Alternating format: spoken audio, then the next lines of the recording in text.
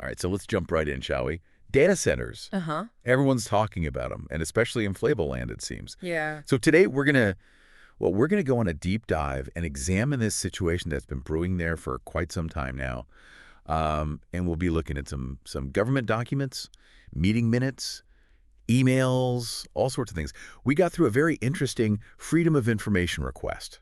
Fascinating stuff. It is, and I think what you'll see is it's much more than just technology. Yeah. You know, It's really not about the technology. this is about No. local politics, legal battles, Mm-hmm. and kind of this tension between transparency and let's just say powerful interests. Absolutely. And we've got some juicy details to uncover here. Oh yeah. Conflicting legal advice, accusations of secrecy, even potential abuse of power, all the ingredients for a really good story. It's kind of a political thriller in a way. Yes, definitely. So to set the scene, this whole saga really kicks off back in October 2022. The Provincial Council of Flevoland, they made a pretty bold move. They rejected a proposed data center strategy. Yeah, they did. And what's interesting is they didn't just reject it outright. They passed two very specific motions, Motion 7 and Motion 8. Right. And these motions were really aimed at limiting the establishment of these data centers in the province. So can you kind of walk us through those motions? What do they actually say? Absolutely. So Motion 7, this was the one that really got people talking. Yeah. It basically declared data centers larger than 50 megawatts. Wow. Undesirable. So anything over that's a no-go? Pretty much, yeah. And they didn't just stop at saying they were undesirable. They actually called for measures to prevent their construction. So they were trying to put their foot down and say, like, we are not going to have these massive data centers here. We want to control this. Exactly. And, the provincial council, they had a lot of power in shaping regional policy. They're the ones who ultimately decide how land is used and how development happens. So it seems like they were really flexing their muscles a little bit. Well, absolutely. They were sending a clear message that they wanted to be in the driver's seat when it came to data center development. But as we've seen, anytime there's a bold political move, Yeah. there's almost always some kind of legal challenge that comes up. Right. And this case was no exception. So what happened? Well, so the provincial executive, they're the ones who are tasked with actually implementing the council's decisions. Right. They decided, okay, we need to get some legal advice on this. Is Motion 7 even feasible? Can we actually do this? Makes sense. So they called in the lawyers. Exactly. And what the lawyers came back with wasn't exactly what they wanted to hear. They pointed out that Motion 7 could potentially clash with the European Services Directive. Okay. So for those of us who aren't legal experts, what exactly is that? Yeah, so the Services Directive, it's this really important piece of EU legislation that basically promotes the freedom of establishment for service providers across the EU. Okay. So that includes things like, companies that want to set up data centers. Right. So by trying to restrict data centers based on their size, the council was kind of stepping on the toes of this EU-wide regulation. So basically the lawyers are saying you can't just say no to data centers just because they're big. There are these European rules you gotta play by. And it wasn't just about, saying yes or no to all data centers. The lawyers actually laid out very specific conditions under which restrictions could be justified. Okay. And these conditions, they're like hurdles that the province would have to clear if they wanted to enforce these limitations. And what were these hurdles? So they basically boil down to three things: non-discrimination, necessity, and proportionality. So non-discrimination, that means they can't just single out specific companies or countries. They have to apply the rules fairly across the board. Right. Then there's necessity. Okay. They have to demonstrate that this restriction is absolutely essential for a legitimate public interest, like, say, protecting the environment or something like that. Right. And finally, there's proportionality. Okay. This basically means that the restriction can't be overly burdensome. It has to be balanced against the problem that it's trying to address. So you can't just throw the book at the data center companies just because you're not happy with them being there. Exactly. You have to show that the benefits of the restriction outweigh the negative impacts. So it seems like this legal advice really kind of injected a dose of reality into this situation. Oh, absolutely. It's a reminder that even these local decisions can have these really complex legal ramifications, especially when you start dealing with these EU regulations. Yeah, it's a complex web for sure. For sure. All right, so we talked about Motion 7, which focused on the size of data centers. Uh-huh. But there was also this other motion, Motion 8. Right. And this one seems to take a bit more of a collaborative approach. Yeah, so Motion 8 was all about trying to regulate the impact of data centers through a covenant with the municipalities. Okay. So the idea was to bring everyone to the table, the province, the municipalities, the data center companies. So a more kind of like a cooperative approach. Yeah, exactly. Trying to find some common ground and figure out how to manage the development in a way that works for everyone.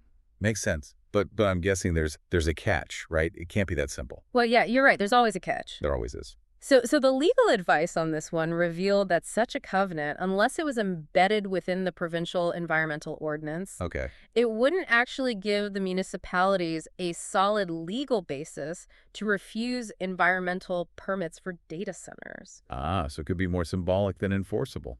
Exactly. It's like, you make this agreement, but then when it comes down to it, you don't actually have the legal teeth to enforce it. So it's a bit like a neighborhood agreement to, keep noise levels down, Right. but with no real way to actually punish anyone if they decide to crank up the music. Yeah, that's a great analogy. So we've got these two motions, both aimed at controlling data center development, both facing some pretty significant legal hurdles. Right. But of course, no good political thriller would be complete without a dash of secrecy and intrigue, right? Oh, absolutely. And this case definitely delivers on that front. Right, spill the tea. So the provincial executive, they initially planned to release the legal advice they received to the public, Okay. which, seems like a pretty reasonable and transparent move. Right. It's like you're asking for advice, but the public has a right to know what that advice was. Exactly. Transparency is kind of the foundation of a functioning democracy, But then something happened. Yeah, then things took a turn. They got a phone call from Huhoff. Huhoff. Yeah, one of the law firms that actually provided the advice. Okay. And according to an email from provincial executive member Yanderes Huhoff, was not happy about this plan to release the advice. Oh, really? Yeah, they strongly opposed making it public. Now, why would they do that? Well, they claimed that it could harm their client portfolio. So basically, they were worried that if their advice became public, it could negatively impact their business. Yeah, so this raises some pretty big red flags. Huge red flags. I mean, is protecting a law firm's client portfolio a valid reason to keep information from the public? That's the million-dollar question, isn't it? It is, especially when it's about an issue as important as data center development. This is something that impacts communities, the environment, the whole economy. Exactly. And this whole situation really gets to the heart of this tension between corporate interests and the public's right to know. Right. And it also makes you wonder, how much influence did Huhoff's phone call actually have on the provincial executive's decision? Yeah, it's hard to say for sure, but it definitely raises some eyebrows. For sure. So we've got this legal advice potentially being withheld from the public. And we have this politically active citizen, Mark Van Rooij, of the 50-plus party. He enters the scene. Yes, he does.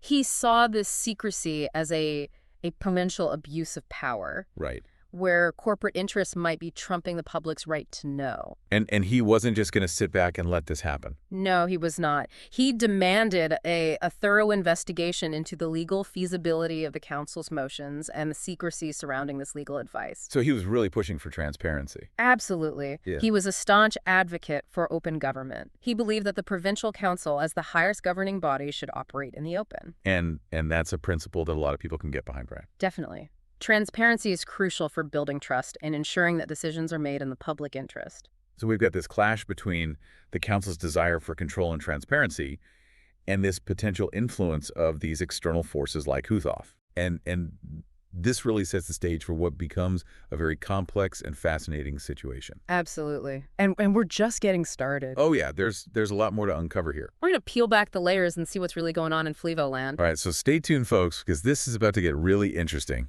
It is. So Van Rooij, he wasn't messing around. Right. He wanted to get to the bottom of this. Right. So he filed a WOO request. Okay, a WOO request. Which is the Open Government Act request Right. in the Netherlands. Okay. And it's basically a way for citizens to access government information. So kind of like a Freedom of Information Act. Exactly. Okay. And it's really important because it helps to shine a light on how decisions are being made. Yeah, right. It's all about transparency. Yeah. Making sure that things aren't happening behind closed doors. Absolutely. So what did these WOO documents actually reveal? Well, even with some redactions, some information had to be blacked out for privacy reasons and things like that. Sure. But even with those redactions, it paints a pretty compelling picture. Okay. We get to see, behind the curtain how the provincial executive was actually grappling with these issues, the pressure they were facing. Right. And one document that really stands out is this email exchange from July 11th, 2024. Okay. And it involves Jan de Rees again. So the same guy who got that phone call from Hoothoff. Yeah, exactly the same guy. Okay. And in this email, he writes, "Called by Hoothoff, they are not okay with the publication of the advice. This is because of their client portfolio." So it's pretty clear that Hoothoff was actively trying to keep those legal opinions secret. Yeah. And they were doing it to protect their own business It interests. seems that way. And this really gets to that question we were talking about before. Yeah. Should a private entity be able to dictate what information the public has access to? Right. And especially when it's about something as important as data center development, Yeah. This is not some, minor issue. Right. This is about land use, the environment, Yeah. people's livelihoods. Exactly. And if we allow corporate interests to control what information we get to see, Yeah. what does that say about our democracy? That's a really good point. It's a slippery slope once we start down that path. For sure. So the provincial executive, they're facing this pressure from Hoothoff. Yeah. They're also facing pressure from Van Rooij, who's demanding transparency. Right. So what do? Well, they try to find a middle ground. Okay. They say, okay, we'll let members of the provincial council view the legal opinions. Okay. But There's always a but. there's always a but. They have to agree to keep it confidential. So they can see it, but they can't talk about it. Exactly. Hmm. And this didn't really go over well with a lot of people. You think?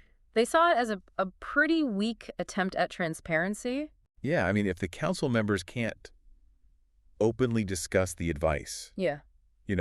Right. with their constituents or use it to inform their decisions. Yeah, how can they actually represent the people? Right. It's like they're being told to keep a secret that could really affect the people they're supposed to be serving. Exactly. And it kind of defeats the whole purpose of transparency, doesn't it? Yeah. It's like giving someone a flashlight, but telling them they can only use it in a dark room. Yeah, perfect analogy.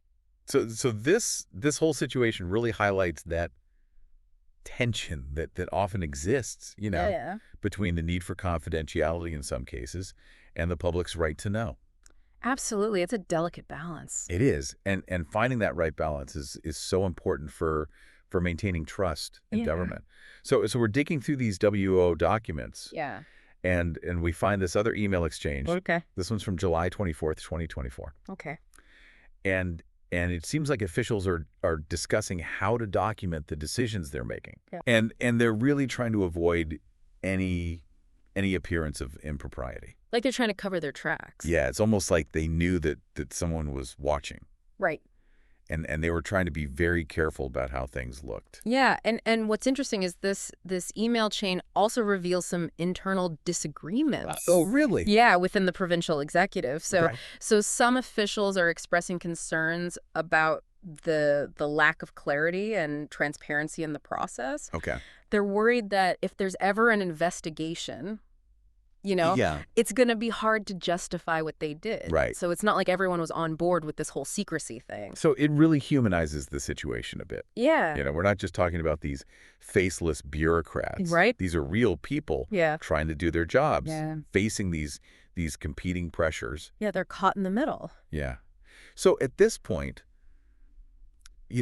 some of our listeners might be thinking, okay, this is all very interesting, but how does this affect me? Right. What's the takeaway here? Yeah, this is just some local drama in the Netherlands, right? Well, I think this case goes way beyond just data centers and Dutch politics. Okay. This is really about these universal questions. Yeah. About the the growing influence of corporations, Right. the importance of transparency in government, Uh-huh. and the role that citizens play in holding those in power accountable. So these are issues that affect all of us. Yeah, no matter where you live in the world. Really, it's about the balance of power Yeah. in a rapidly changing world. Exactly. And in our final part, we're going to step back and look at the bigger picture. Okay. We're going to explore what this data center drama really tells us Yeah. about the challenges we face as a society as we try to navigate, this rapid advancement of technology. And all the complexities that come with it. Exactly. Well, we've spent the last 2 parts really digging into this situation. Yeah. And it's fascinating, isn't it? It is. It started out as just this local dispute about data centers. Mm-hmm. But it really has these implications that go way beyond Oh, yeah. Flevoland. Far beyond. So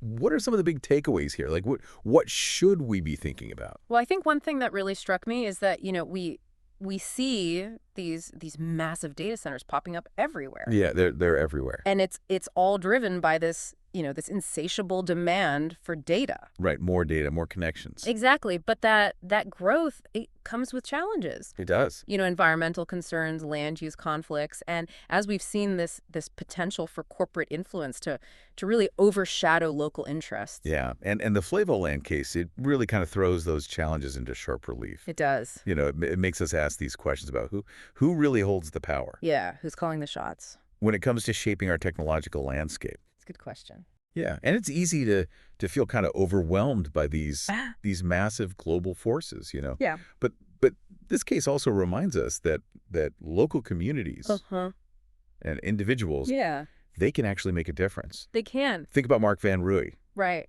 just this one guy. Yeah. Persistent guy. But he was relentless, Yeah. in his pursuit of transparency. He didn't give up. He wanted answers, and he pushed for them, and he got them. He did. And that's really inspiring to see, It is. that even when you're up against these powerful interests, Yeah. individuals can still make their voices heard. Yeah. So what can we learn from this? Well, I think, first of all, we need to be aware of the potential pitfalls, Okay. The influence of these powerful corporations, like we saw with Huthoff, it can be really subtle Uh-huh. and pervasive, and we need to be vigilant. We need to demand transparency Yeah. and make sure that decisions are being made in the public's best interest. Right. Not just to benefit a select few. Exactly. And second, I think we need to empower local communities Uh-huh. to have a real say in how these technologies are deployed. Yeah, they're the ones who are most affected. Yeah. They need to have a seat at the table. And finally, I think we just need to cultivate a culture of Yeah. informed skepticism. That's a good way to put it.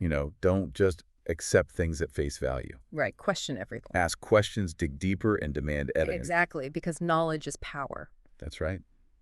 Well, this has been a fascinating deep dive It has. into the Flevoland data center controversy. Yeah, who knew data centers could be so interesting? Right. It's revealed this really complex interplay of forces, Uh-huh. but it also given us, I think, some hope Yeah. that even in the face of these really daunting challenges, we can make a difference. We can. So thank you for joining us on this exploration. Thanks for having me. And as always, stay curious.